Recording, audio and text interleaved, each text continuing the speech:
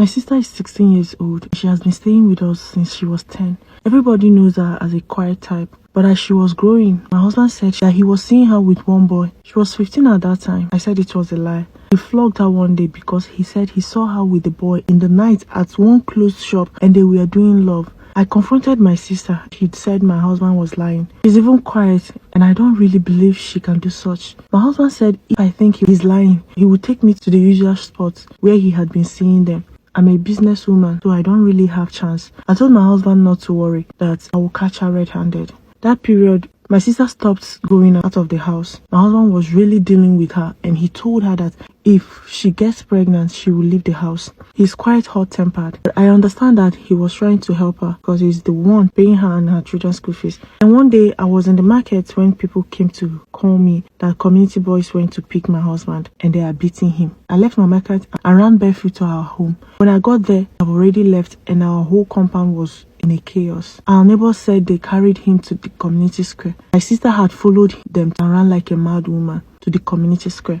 My children were crying and running after me. When we got there, I saw my husband almost naked on the ground. The boys were lashing the hell out of him. His whole body was bruised and bleeding. I didn't recognize him at all. I almost fainted at the sight. My sister was there on the ground beside one of the boys. I knelt and begged the boys to free my husband, but they said they would flog me too. It was my neighbors that pulled me away. If not, they would have flogged the both of us. I went to my sister and asked her what happened. She said my husband forced himself on her that morning as soon as I went to the market. She said she had no option but to go and call community on him.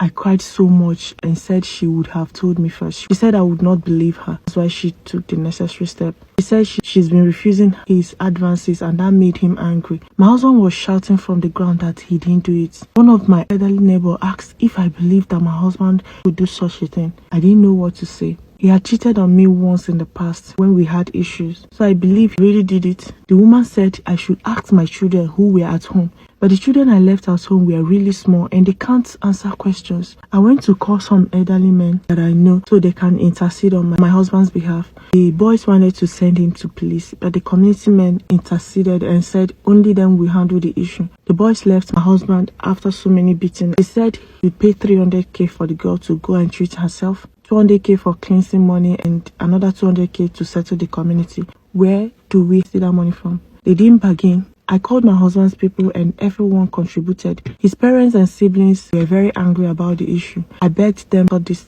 case out so that he wouldn't go to jail. My husband slept in the community hall until the full money was paid. Guys, I'll continue this story in part 2.